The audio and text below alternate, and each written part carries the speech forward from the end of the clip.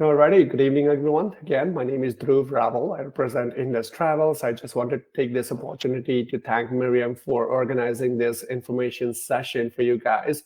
And today we're going to be talking about the Best of Italy trip that we have planned in collaboration with the Mission Regional Chamber of Commerce.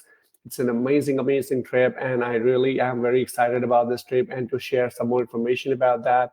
Like I said, for everyone who has joined in a little bit late, we have muted everyone, so you would be able to type down your questions on your left-hand side panel, and we'll go through that at the end in the Q&A session.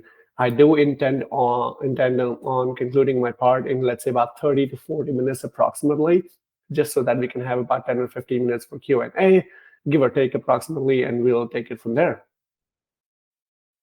All right, this is my contact details. Obviously, if you come up with any questions later on, you're welcome to connect with me directly as well. You can connect with Miriam, and she can pass on and relay those questions to us. But the objective of today's session is basically to present the featured product, which is Best of Italy, so that patrons like you guys would be able to learn its details, know some amazing facts, and book this fascinating tour at an excellent price that we have planned on. Now, before I actually start talking about the trip, some of you may be aware about us, some of you probably are not. I just wanted to give you a very brief introduction about our company, Indus Travels. We are a very proud Canadian company. We started off in 2001, so it's been a good 23 years now. We've been doing this for a very long time. Our head office is actually based in BC. I personally am located in Toronto just because since COVID, a lot of us have been working from home. So I'm about 2-3 hours ahead of you. But yeah, our head office, majority of my colleagues are actually in Vancouver, in Richmond. We are an award-winning tour company. Our offices are in North America. We are highly rated on independent rating agencies like BBB, which is Better Business Bureau. You definitely get the benefit of an expert advice from knowledgeable staff. Just as an example for myself, like I have actually in the last decade itself, I've been to about 23 different countries. I've actually lived and worked in about 4 different countries so far, not to mention the travels and whatnot. So obviously I know a lot about a lot of the places and whatnot. Similarly, a lot of my colleagues does come with this rich background, having worked and lived in many different countries across the world, and you end up getting the benefit of that. And we are a privately owned independent business, which means quick decision making. So for example, although this group is set to depart from Vancouver, for example, if you wanted to upgrade yourself to a business class or first class, if you have any requests for yourself, things like that, it's easier and faster for us to be able to cater to that because we are a privately owned independent business. Now, if you have been to or been in a group travel before, there is a lot of benefits to it, to be honest. If I start actually talking about the benefits, I think the whole hour would be taken up by just that one thing. So obviously I don't want to do that. I just kind of pointed out about 3 basic things, which I think is super important, which is safety, coverage, and cost. So again, when you're going to a country where you haven't been actually before, you definitely feel a lot more comfortable and safe when you are traveling in a group where you have people from your own community and whatnot. The coverage as well. So the way we have designed these itineraries is that we want you to be able to come back and say, yes, I've seen this place, this was amazing. So the way we have designed these itineraries, really want you to see all the must-see places when you are going to a certain destination. And not to mention the cost factor of it, right? Obviously, when you're traveling by yourself, you do end up paying a premium somehow. But when you have the numbers with you, you end up getting the benefit of the cost, which is then passed on to you. So before we jump on right to the actual details about the trip, how your each and every day is going to look like, this is a brief overview of your trip. It's Best of Italy. This is going to be like an 11-day tour, which includes your travel time, your flight times as well. And then we'll be, like this one says here, we'll be going out of Vancouver, in and out of Vancouver, where we'll be going to Rome, Assisi, Perugia, Siena, Florence, Bologna, and Venice before coming back to Vancouver.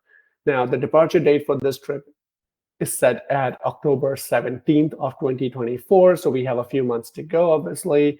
and the price is very, very attractive. It's $4,999, just under $5,000.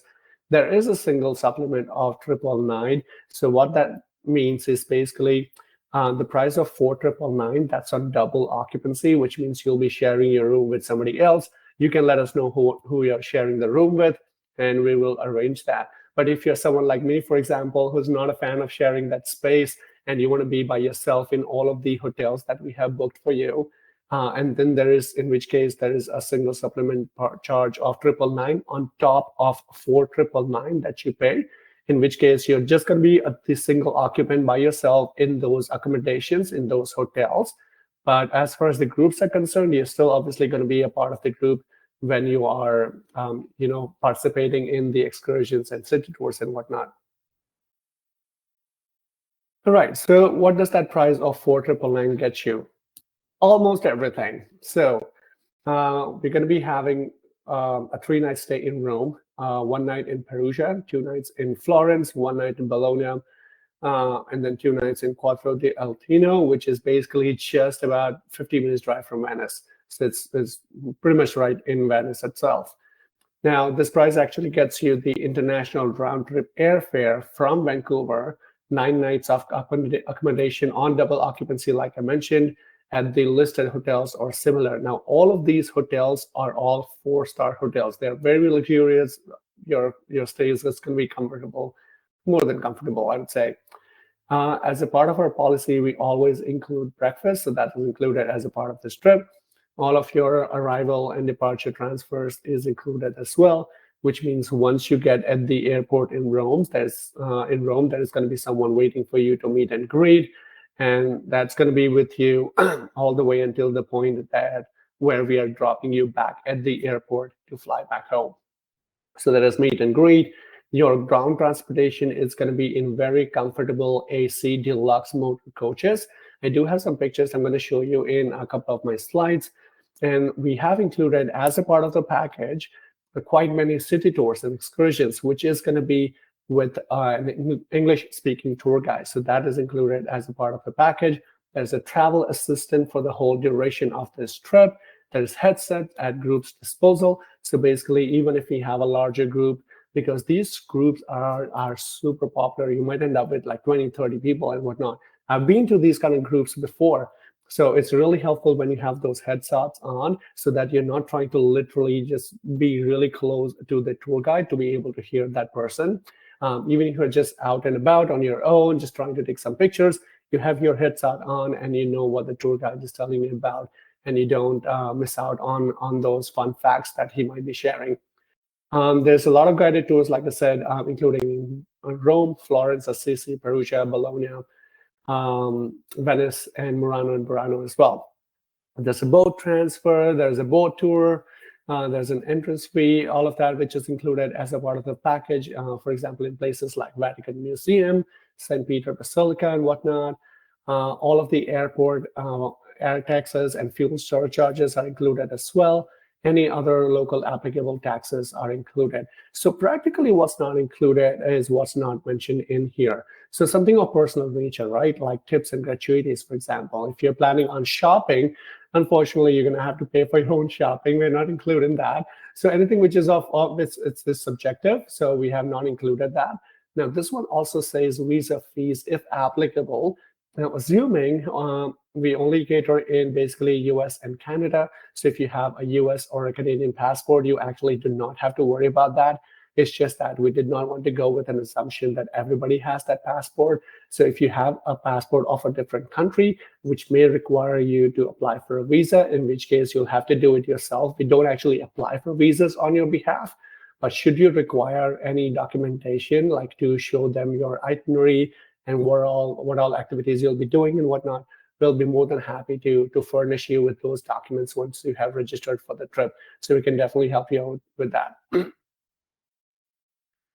Now, what can you expect at these trips? Okay, so we believe in traveling. It basically is all about having fun and creating some lasting memories, right? So you don't have to be extremely fit and agile to be able to travel and participate in this trip. So there's some amount of walking required, just because, like I said, in all of these really nice, fun cities, we have included some city tours, which is usually a walking tour. Those kind of tours usually last anywhere between 30 minutes to 2 hours. So long as you, and again, those are really slow-paced tours and things like that. You'll have some times to take pictures and kind of take a little bit of a rest and all of that. So you're not obviously going on a hike. So long as you're able to handle that, I don't think you would have any issues whatsoever. So just please make sure that you have some comfortable shoes to walk around in. And yeah, that's it. You don't have to worry about that.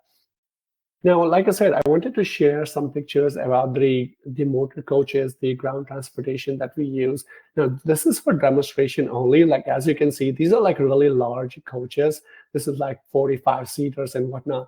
Now, obviously, because we don't know how many people are going to be finally signing up for these trips, depending on the final number that we have, the size of the coach may vary, but as far as the comfort level of that is concerned, you're looking at it right there. It's going to be comfortable. It's AC coaches and everything.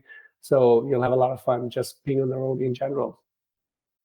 Now, if you've not been to Italy before, it is an amazing destination. I mean, everybody usually would have that on their bucket list. It's called actually the cradle of Western civilization because it was the birthplace of the Roman Empire, which had a profound influence on the development of Western culture, law, and governments. Now, how many of you knew that Italy actually has the most UNESCO World Heritage Sites in the world, over 50 plus recognized locations, like Siena, some of which we will be covering as a part of this tour. Now, Italian cuisine, everybody more or less is going to be a fan of that. Pastas, pizzas, oh my God, it's heaven like that. So Italian cuisine is celebrated worldwide. Obviously, it's known for places like that. Pastas and pizzas, risottos, gelatos. Excuse me. So you definitely get to try out something really, really authentic from the place that it really originated from. It really hosts some numerous festivals throughout the year, like from historical events to local food and wine as well, which you'll be able to see on this trip. So just to give you an idea how each and every day is going to look like, your day one is practically you just getting yourself to the airport, right? Now, this is the tentative flights that most likely we will be booking for you. There may be some changes, like I said, once we have the final numbers and depending on the availability and whatnot. But all of the trips that we have done going to Italy from Vancouver, more or less your flight routes would look something similar to that. So most likely you'll be going using the Lufthansa Airlines, which means there would be a short layover in Munich. On your way to Rome, there is a bit of a layover, which is about 5 hours or so approximately, but on your way back, you're only looking at about 2 hours. But because you'll be flying into Rome, but flying out of Venice, so the flight route also changes like a little bit. So from Venice, so on your way back to Rome, actually, you'll be having a layover in Munich, but on your way back home to Vancouver, you'll have a bit of a layover in Frankfurt. Not that it matters to you per se as much, but yeah, just for your information. Now, like I said, the hotels are all basically 4-star hotels. Should you need to Google this out, feel free to do so. Even when you look at the location of these places, these are fairly central hotels, which means basically once you're done with your city tours and everything, and you're not completely tired, let's just say, and you still have some energy left and you want to go out and explore, take a stroll, and check out some local restaurants, things like that on your own, you do have a lot of options out there, which means you would not be required to, unless you want to take a bus or a cab or something like that to go somewhere far off to check a few places out. So hotel locations are fairly central, 4-star hotels, highly rated on Google as well. These are the kind of hotels that you would be expecting on your way, right? So like I said, day one is just trying to, you getting yourself at the airport. Now, because of the time difference, by the time you get to Rome, it's going to be day 2. So practically your day of arrival, that's going to be day 2. Now, because we don't know, we haven't actually booked the flights and whatnot, so we don't know what time you might be arriving, which is why we haven't actually scheduled anything on that day, just in case you might be tired from your travel, you might just want to take a shower and go to sleep, or just relax a little bit, nothing planned out. We haven't done that, but like I said, if you wanted to go out on your own, you're welcome to do so. But on day 3, this is where we have actually planned a full day tour to Rome and Vatican. This is going to be a great start of the tour. You'll see some amazing places as a part of the tour, like the Venice Square, or the Capitoline Hills, or the Vatican Museum, or the St. Peter's Basilica Dome that you see on the picture over here right now. And all of these fun places, right? For example, Venice Square, it's actually noted as the altar of the fatherland. What's intriguing about this square is that it serves as a visual representation of Italy's unification in the 19th century. Now, similarly, Capitoline Hill, for example, what's fascinating about that hill? It's actually housing here, and it contains a remarkable collection of ancient arts and artifacts. The design of the square and the museum themselves include some of the most famous equestrian statues of Marcus Aurelius and masterpieces by Renaissance artist Michelangelo. Similarly, for Vatican museums, it really houses some of the most unparalleled collection of art and historical artifacts. So all of you who's really into those things, this is going to be heaven for you, right? It includes some of the Sistine Chapel, for example, with Michelangelo's famous ceiling, St. Peter's Basilica, which is actually one of the largest and the most impressive churches in the world, with some of the most stunning dome design by Michelangelo again. And beneath it lies the Vatican necropolis, which is an ancient burial site believed to contain the tomb of St. Peter. So a lot of fun places. Again, I don't want to replace the tour guide right now, so I'm just going to give you a very brief overview of all the places that you'll be visiting. But this whole day is going to be quite fun-filled. Similarly, for day 4, now because we have included something on day 3, day 4, we want to kind of leave it at leisure, which it is. So if you wanted to go and check something out on your own, you're welcome to do so. If you're not really sure, then we have provided a few optional excursions that you can sign up for by paying extra for it. Like, for example, this crypts and catacombs is what you could check out for. There's an additional charge of $140 for that, where you get to see the Church of San Clement, Cappuccini Crypt, and which is basically the bottom middle, and Comitia Catacombs as well. Now, for example, the Church of San Clement, which is located in Rome, it's actually known for its unique archaeological layers beneath the current church. There is actually 2 older layers that have been excavated. One of the most fascinating aspects is the lowest level, which actually dates back all the way to 1st century AD, which contains Mithraeum, which is a place of worship dedicated to ancient Rome and good Mithras. And this demonstrates how religious these sites are in Rome that were often built upon and kind of repurposed, right, over the centuries, revealing layers of history. Similarly, the same applies for a Cappuccini crypt as well, which contains, you can obviously see that picture right here, right? It contains the skeletal remains of Capuchin friars, which is arranged in intricate and artistic patterns. So the bones are actually used to create ornate designs, including chandeliers and some intricate patterns on the walls as well. This actually serves as a stark reminder of the impermanence of life and has been a unique and somewhat eerie tourist attractions for centuries, for example. Something that would help you remember this tour for sure. And towards in the evening, Rome, it's such a lively and vibrant city to begin with. So even in the evenings, you'll find a lot of people out and about. And if you're someone like that, you want to go out and check that place out, this is definitely where you want to do that. If you're not really sure, you fear losing yourself, you can optionally sign up for this Dark Heart of Rome tour, which is fairly inexpensive. It's about $55. This is a very unique and intriguing tour experience that actually explores the darker and more mysterious aspects of Rome's history.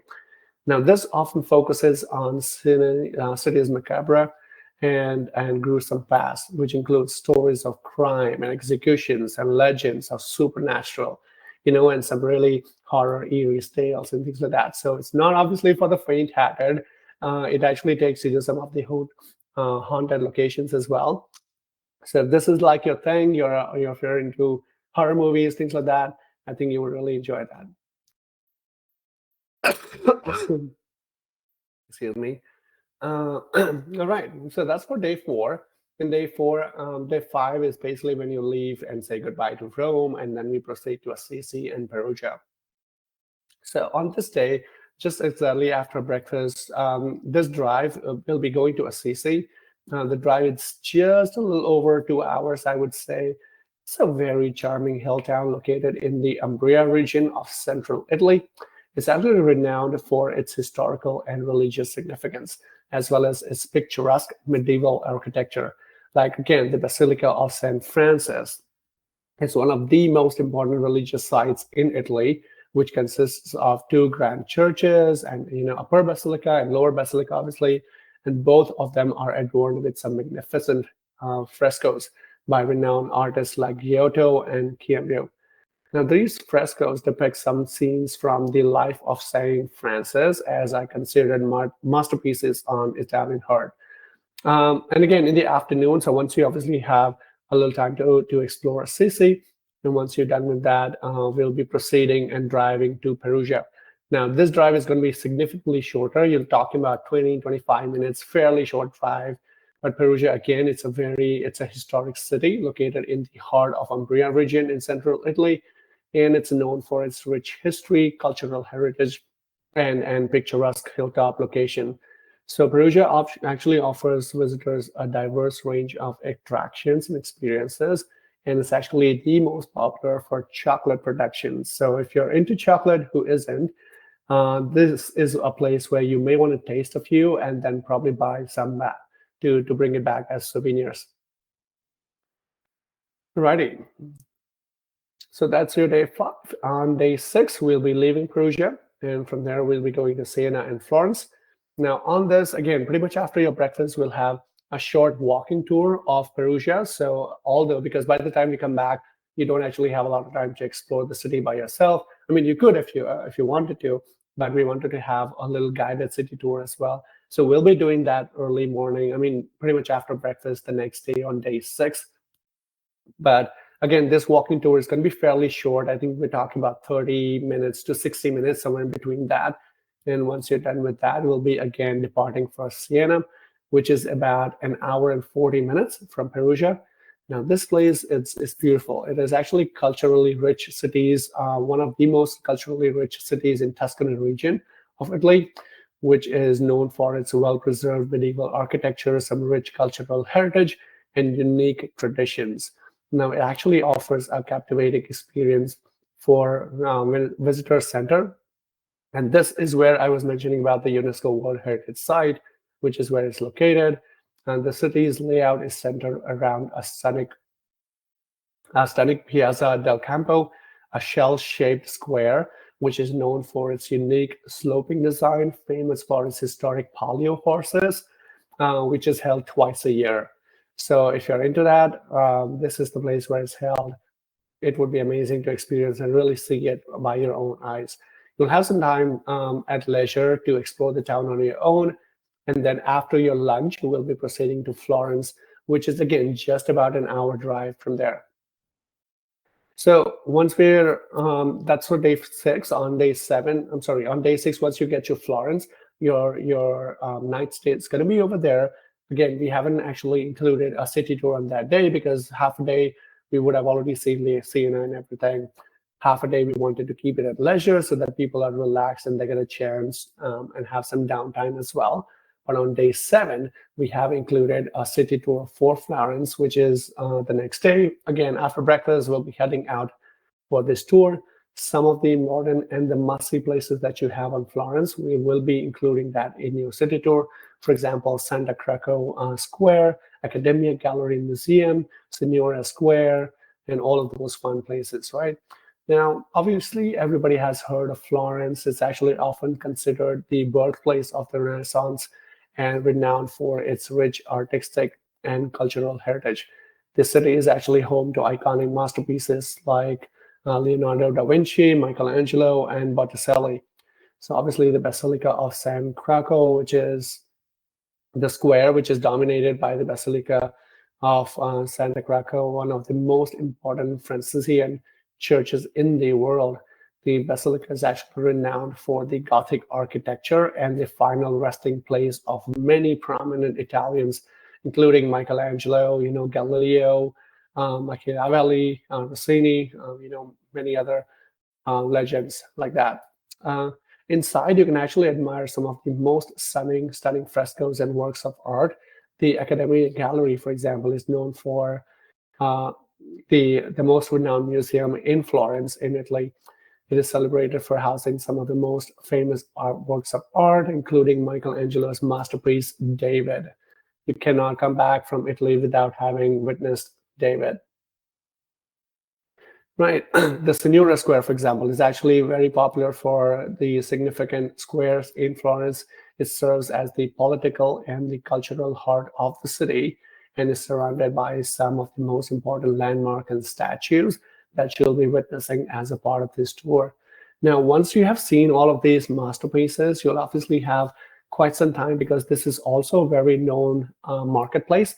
So just around in that vicinity, it's home to numerous shops and boutiques where you can shop for your souvenirs, local crafts, artisanal products, and things like that. So again, Florence is going to be a great space for you to do some shopping and also to buy back some souvenirs to get back home to your loved ones. Now, this is, and again, we have done so many tours over there. A lot of the people, especially who are foodies, who love food, this is actually the highlight of a lot of these people. So if you're one of those, I would strongly recommend to opt in for that, which is basically a pizza and gelato making class.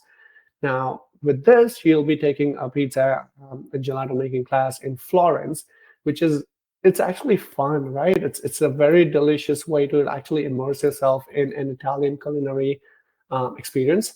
So your class will actually start with an introduction to the Italian cuisine, which that would include an overview of the history and the cultural significance of pizza and gelato in Italy.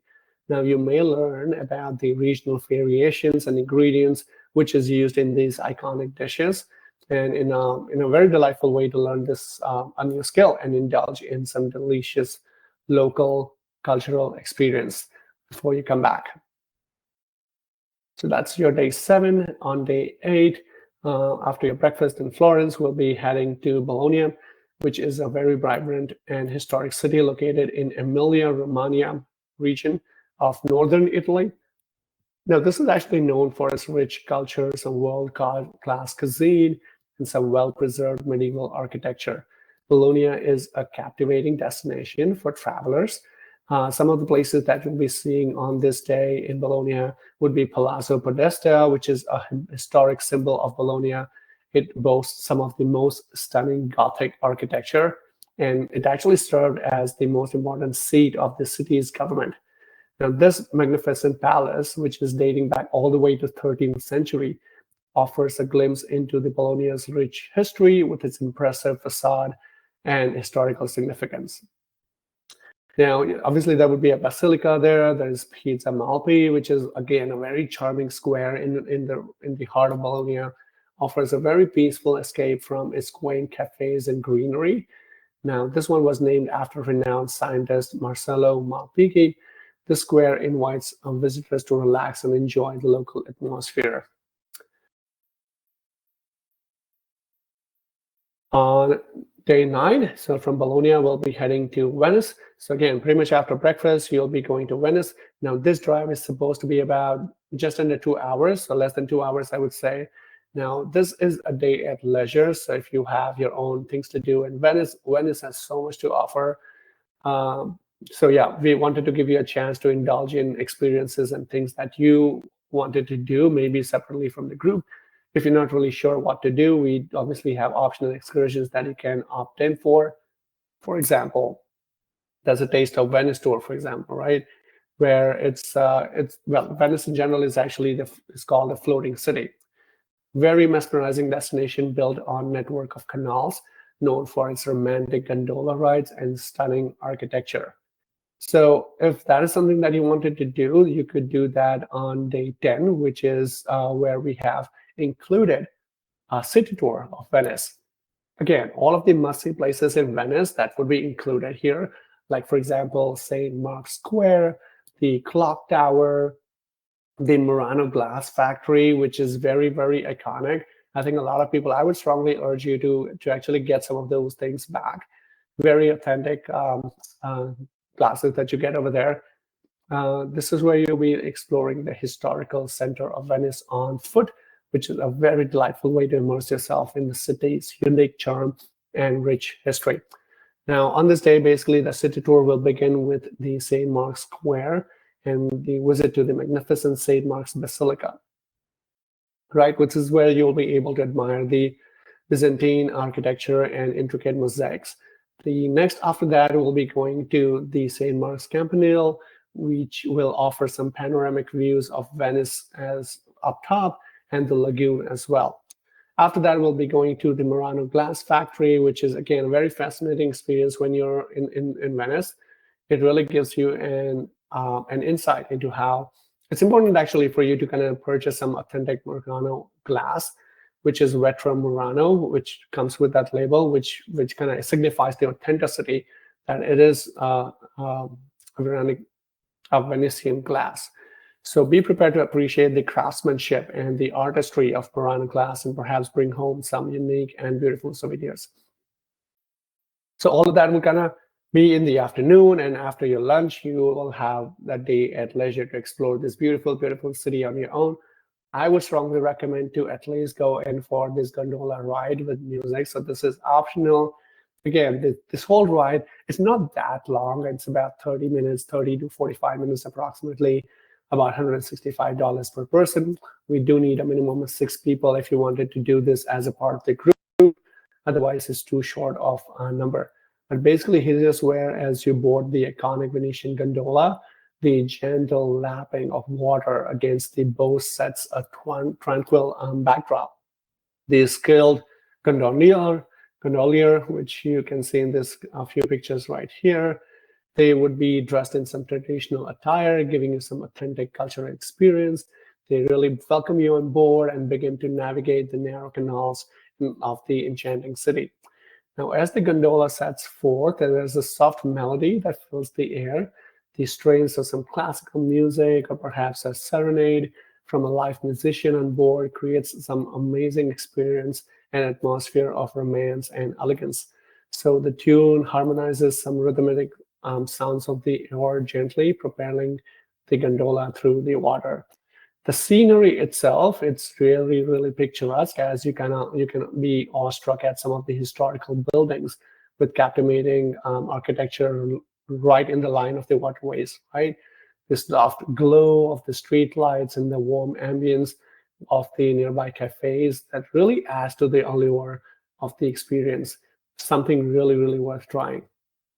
But that's pretty much the last day of the tour, like your actual real day, because on day 11, like I said, because that includes your traveling time as well, pretty much after your breakfast, we'll be dropping you back at the airport for your flight back home.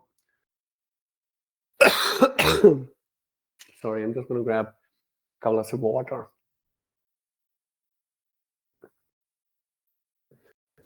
All right, now, Italy, like I said, there's a lot of things to shop in. So you want to travel light because you want to keep some space to bring things and souvenirs back home. So Venetian masks, for example, that is something that I could definitely consider buying. The Perugia tablecloths, which it's really, really popular for. The Murano glass and ceramics and pottery, as I mentioned, directly from the factory. And obviously, Italy has plethora of Italian brands which are highly, highly popular. I've just kind of took a little screenshot of some of the plans that you might be aware of. You'll find some really, really amazing, authentic brands and shops over there. So if you plan on buying any of those things, this is the place to be. Now, the currency over there, it's basically euros. Now, just before the presentation was supposed to start, I checked out. I think as of now, we are looking at $1 Canadian will get you about 68 euro cents, which is fairly decent. I think it was pretty worse, I think, last year, but it's been improving steadily. So great. I think I've covered this already more or less, but so basically, if you have a Canadian or a US passport, you do not have to worry about visas. As of right now, obviously things could change, But just one more thing that you may want to be careful about is your expiration.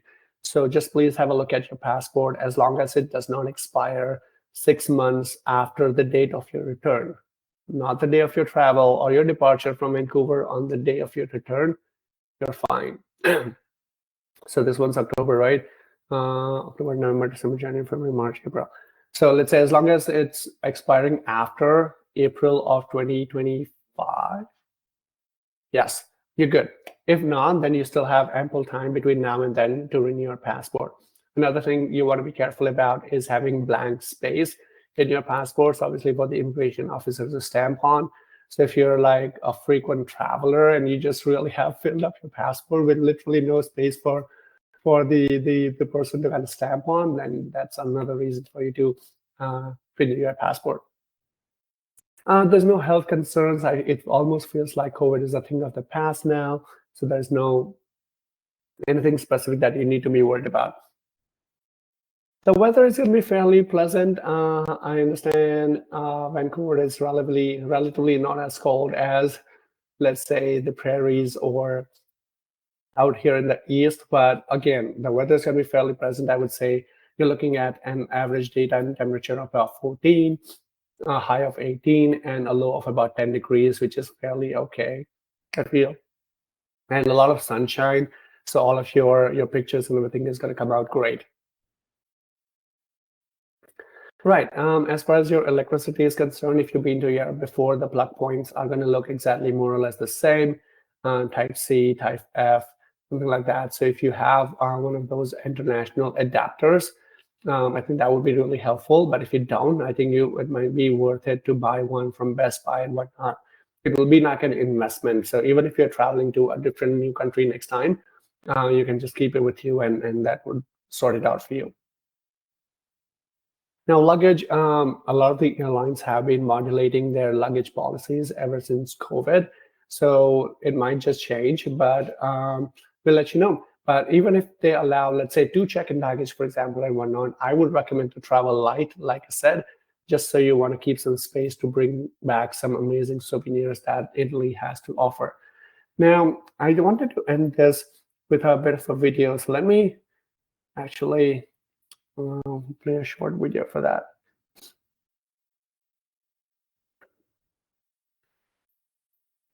Is it that makes a country extraordinary? Its monuments, its art, its cities reflecting its history. Italy is bursting with beauty. Beauty you can admire, beauty you can immerse yourself in. But nothing tells the Italian story more than its tastes and aromas. An essence you can only discover when you live it fully. An essence that awakens memory and all the senses, becoming almost tangible in a glass of Prosecco surrounded by the hills. In a pizza, fresh out of the oven at the foot of Vesuvius, taste and aroma transport us to the places where they were created. To the names and origins we proudly protect. They evoke the intimate connection between humankind, enchanted lands, and majestic cities. They are the guardian of our history, the heritage of traditions dating back centuries, living on in the age-old skills repeated by new generations, telling us who we are today while whispering to us about the future, encapsulated in our products and carrying our greatest art, the art of living. And there is no greater value worth protecting, nor better product worth exporting.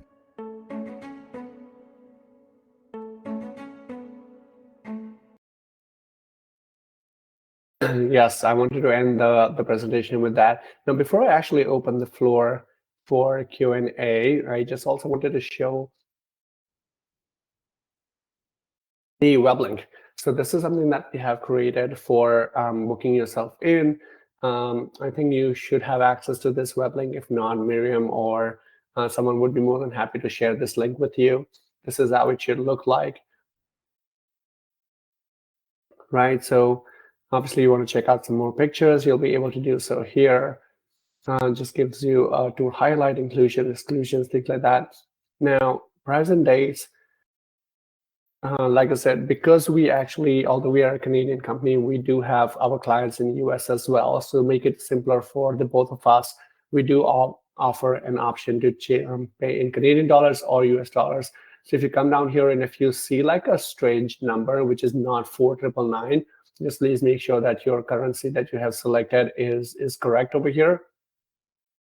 And then if you wanted to have a very detailed look at how each and every day is going to look like, you'll be able to do so here. If you want to check out a few more pictures of the hotels and places, you'll be able to do that here.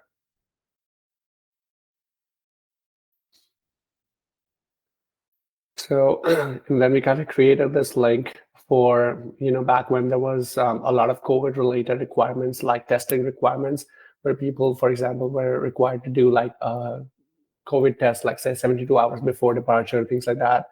You would be able to see all that information here. Again, nobody does that anymore, but should that return, God forbid, you'll be able to find that information here.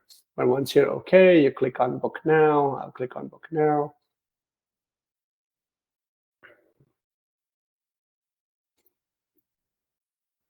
Right.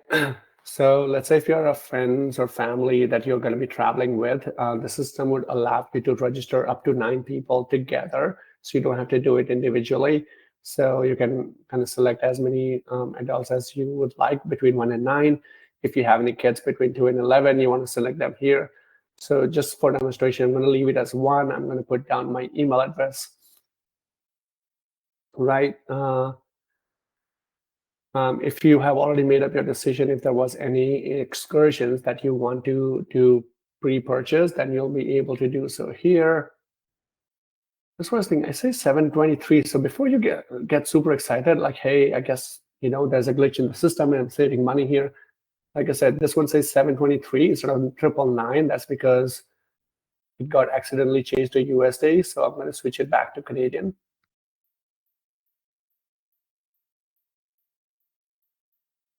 All right. And that's my email. Okay, now it says 998. Okay. Now it has prices in Canadian dollars. Perfect. Travel Club, don't worry about that. Promo code and everything doesn't apply to us. Now, if you actually pay with your bank transfer, we, excuse me, I've been a little under the weather for a couple of days. So yeah, if you pay via your bank transfer, we actually save some money because then we don't have to pay the credit card company, and we want to pass on that benefit to you. So if you want to do that, and then you actually end up saving $100. But if you want to accumulate points or whatever reason you want to pay with your credit card or PayPal, just leave it as it is. Click on reserve now. Now the next page, that's actually, it's quite crucial that all the information that you fill out here, your first name, last name, address, things like that, it has to match exactly what your passport says. If there is a spelling mistake, if you go by Jen, but your passport says Jennifer, you will probably have issues boarding the flight because they'll be like, oh, the ticket says Jen, the passport says Jennifer, we can't let you board the flight. Doesn't happen every day. I think we had it happen once back in 2018, I think. So, but anyway, just please be careful that you fill out the details based on the passport, because these are the details that we use to issue your tickets and make your reservations and things like that. So you want to be careful here. If you have any special requests, if you need a twin bed, double bed, if you're allergic to gluten, if you have anything that you want us to know about, just feel free to write it down over here. I would recommend that you go through the detailed terms and conditions, and then once you have, you click on yes, I agree. Now you can actually reserve your spot just by paying $500 today, for example, and the rest of the payment is not going to be due until June 17th, 2024. So you have more than enough time to arrange their finances and pay in installments and things like that.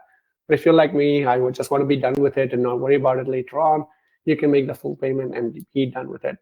Yes, click on pay and book now, and voila, you're going to be done.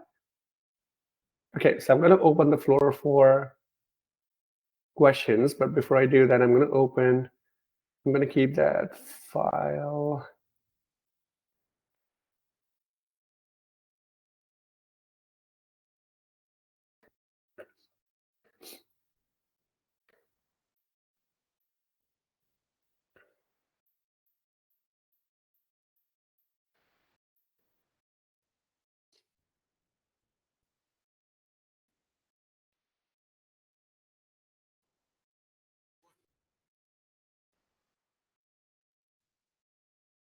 Hmm.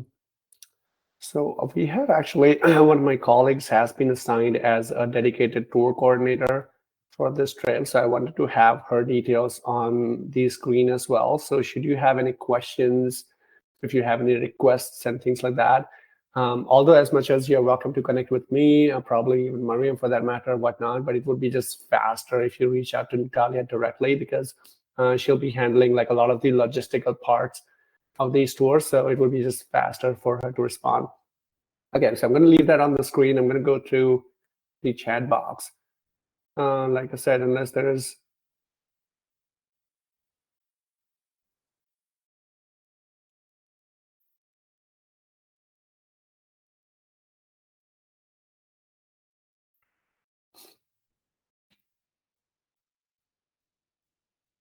Right, I don't actually have a lot of questions here. I guess I have included a lot of that into my presentation, it seems like. Okay, so there's one question from Miriam. It says if there is a minimum number of travelers required. I'm going to have to double check that and I will let you know.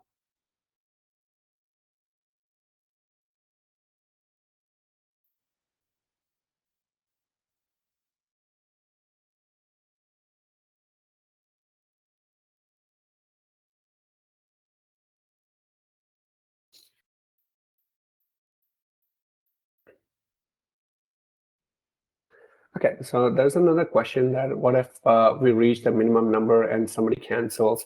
So for that, I would actually strongly recommend people to take travel insurance because what happens is once you have made the payment, technically it is non-refundable because we would have passed on that payment late, forward to portion of that perhaps to the hotels or the ground suppliers or stuff like that. So I would strongly recommend people to opt in for a trip interruption travel insurance. So should something happen that prevents you from traveling, you're able to claim that money back from the insurance because once you have made the payment, it is unfortunately non-refundable.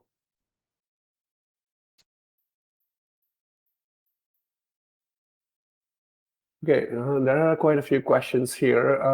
The questions submitted by an interested traveler. Perfect.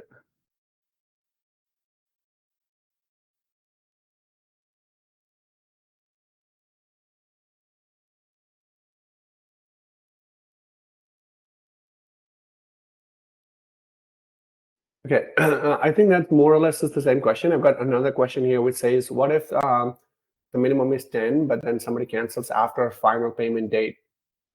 Like I said, because once we have received the payment, we pass it on to the stakeholders or the interested parties, which makes the payment non-refundable. So if you have insurance, you're able to claim that back from the insurance, but it is non-refundable.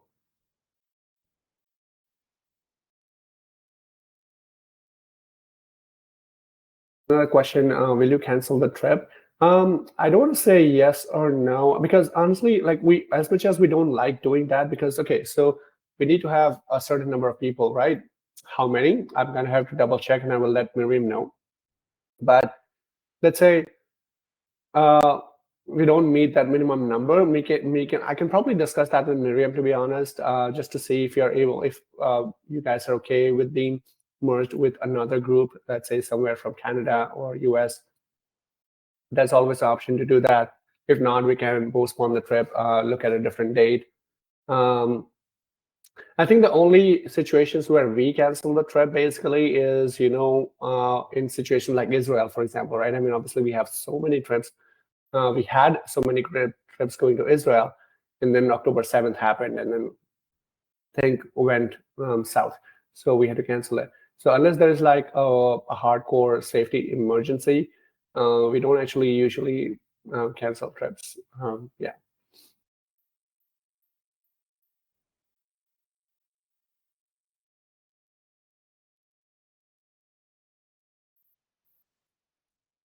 All right. Another question is, how can someone upgrade their flight to a business class? So let's say I'm that person. Okay, I'm going to go onto the web link. I'll register myself. I'll make $500 payment, or I'll make the full payment, whatever that is. That's still fine because that gets me into the system. Once I'm in that system, I have registered myself. I would email, again, ideally, Natalia directly. because she would be able to approach the airline and get you the upgrade cost, and she will advise you what that cost is. Usually that price is valid anywhere between 4 to 48 hours, which means you have some time to shop around, have a look at it, kind of check it out online, things like that. If you think that you're able to find a better price, you can book it yourself. If not, then you call Natalia back with your credit card, and then she will issue the upgraded flight ticket right away.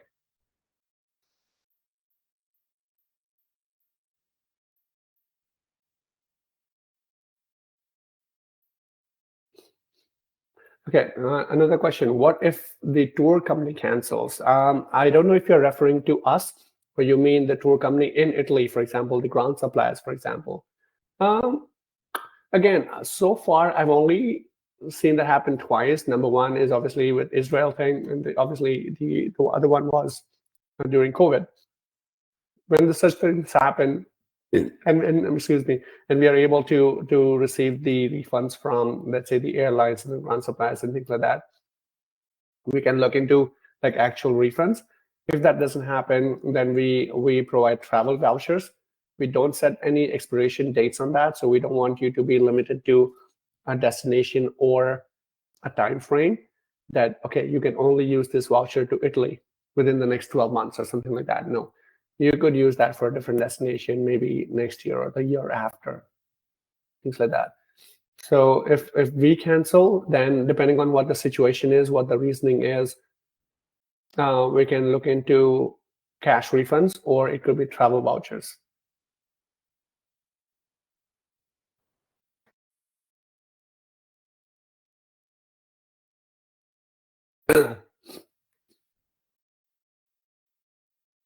Right. Another question is says, if somebody would like to stay longer, can you help change the return flight to a later date than the rest of the group? Yes. In fact, I'm not surprised that this question was asked, because almost 80% of the groups that we do, we will have someone who would want to make some changes, right? I mean, they probably want to stay back. Maybe they have some friends or family they want to meet up and whatnot. So yes, we can definitely do that. So if that happens, again, the process would be fairly similar. Again, you want to register yourself into the system, so at least we have your details. And once we have the details, reach out to Natalia or me or Miriam or anyone, and let us know what changes you would like to make. For example, if you want to extend for another 2 nights in Venice or in Rome itself or whatever that is, and we'll be able to handle that for sure.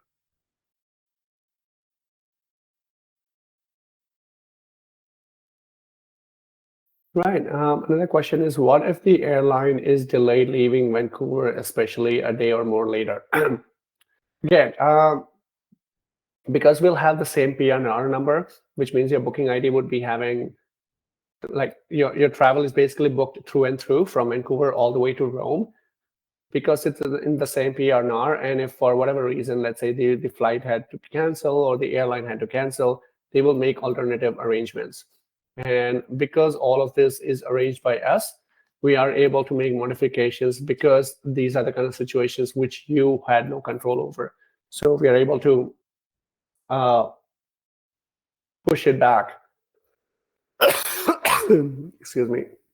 We're able to push it back and make those changes, or look at a different airline, right? I mean, not so much here in Vancouver. I think I had one of my clients, and I think that was last year, where they had their airline cancel for some technical reasons and whatnot. And the airline itself just kind of gave them a separate ticket with another airline. I don't want to take names, but they were able to just adjust those travelers with a different airline themselves. Like, we didn't even have to get involved. So that's what usually happens.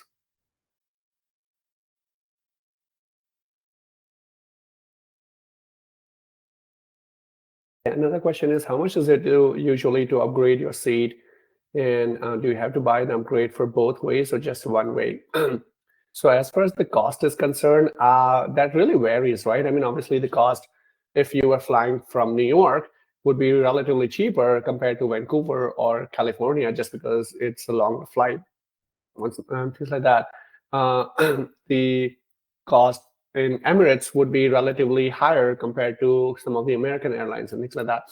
So the prices kind of keep on varying. Also, it changes based on the demand and the availability and things like that.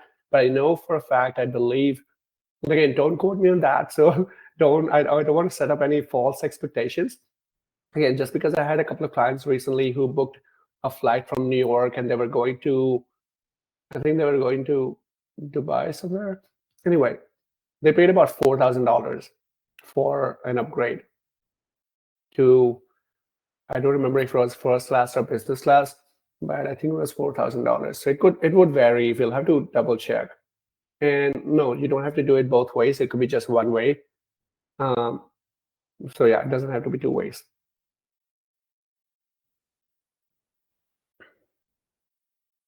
Will the price change after final payment? No, not after final payment, not even before final payment. Like once we have locked in this price. 4,999 is what you're going to be paying. Even if you pay today, even if you pay like let's say a couple of months from now and whatnot, we have got the prices locked down, so the prices would not change. Only scenario where the prices change is when you add on excursions and things like that. So if you opt in for those things, if you opt in for single supplement, for example, the price change. But all the prices provided to you, that's locked down. That will not change whatsoever. So another question is, what's the deadline to submit a deposit? So per se, there's no deadline for a deposit. It's just that the earlier, the sooner the better, because then we have a fair idea about how many people we are looking at approximately. Imagine, great trip, great prices. Let's say nobody signs up right now, and let's say after 2 months, suddenly we have 25 people signed up, right? And then we struggle getting inventory, and then we have still more 24 people waiting in line, and they're on wait list, and they want to sign up as well, and we don't have space for like 40 people, let's say, for example. So when something like that happens, it's easier for us to get, let's say, additional inventory if we have the numbers in hand sooner than later, because that gives us more time to arrange things and whatnot. The closer we are to the departure date, the harder it becomes in managing that. This is also actually one of the scenarios where the prices may change. For example, once we have a certain number of people, let's say 20, 25, something like that, and then 4 months from now, you have another set of 20 people. So we have to approach the airlines again. We have to approach the ground suppliers. We have to approach the hotels. Let's say they are willing to give us like space for 20 more people. Let's say 10 rooms and 10 more people's space in the coach and things like that. They might just ask for an additional fee for this additional 20 people. We don't want to do that. I mean, so it's yeah, sooner the better. I think that works out better for everybody. So there's no real deadline for depositing the earlier $500 deposit, but yeah, I would strongly encourage people to do it as soon. Again, I would not recommend. I mean, I would not urge for the full payment right now if you're just not comfortable for any reason.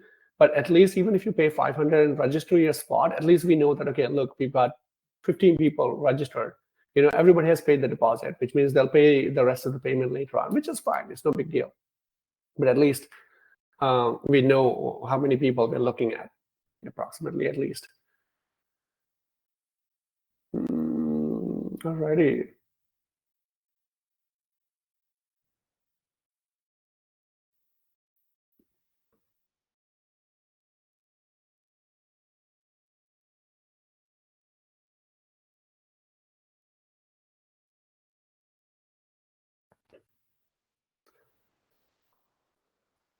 All right.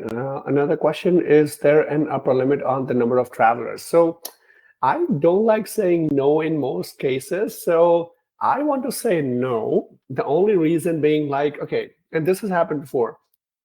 I actually have a chamber in Manitoba, based out of Manitoba. They were going to Ireland. And then we thought again, about 20, 25 people. And we had 25 people filled out in the 2 weeks that we launched the trip because it was so popular and whatnot. And she actually had another set of 30 people in the wait list and whatnot. But because this happened so fast and whatnot, we were able to get that additional inventory, and that group was with 52 people. And this was literally about 6 months ago. So it's not even, that long.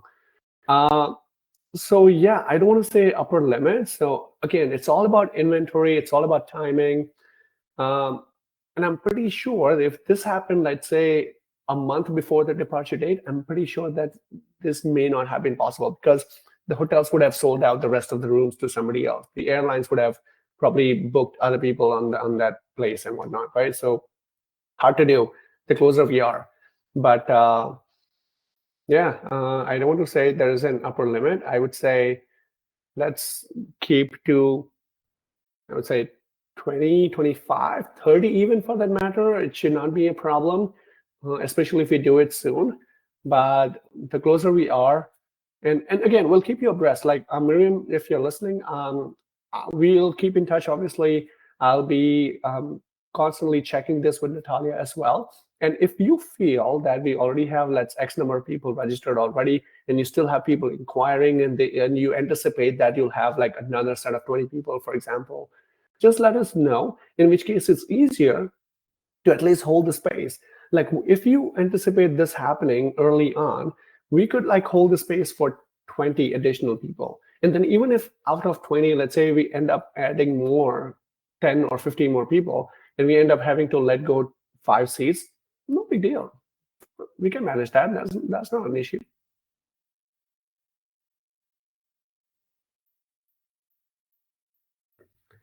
Right. There's another question. What does the breakfast consist of? That's a great question.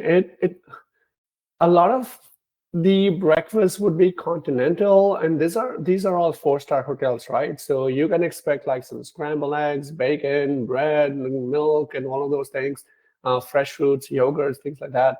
But some of the hotels, they do kind of go overboard and they kind of really make it luxurious and whatnot. If you want to kind of have a look at the menu, I can double check that again, because every hotel kind of varies on what they consider like a good breakfast and whatnot. And again, especially because we don't have the hotels booked, or like I said, once we have the final number, that's when we book the hotels and whatnot. But we know for a fact that what the 4-star category hotels would have for breakfast. I can double check and let you know, like an actual menu of sorts.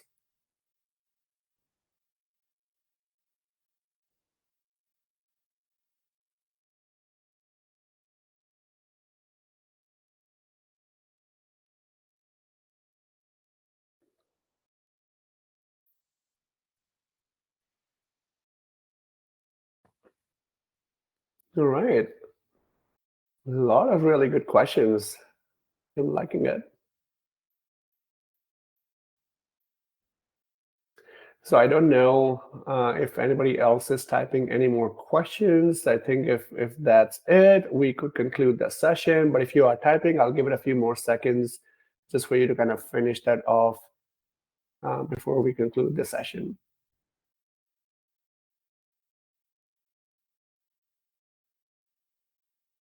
Oh, perfect. All righty. Awesome. Well, in that case, thank you everyone for taking the time again. I really hope that you're going back with some more information about the trip and whatnot. Again, if you're someone like me who comes up with questions later on, when you sleep over it and whatnot, you have my contact details. You feel free to reach out to Miriam or me or Natalia directly, and we'll be more than happy. We are here to assist you and make this as smooth as we possibly can for you. But really, really hope that you join us for this amazing trip. It's going to be a memorable trip, only for you to come back and ask for more.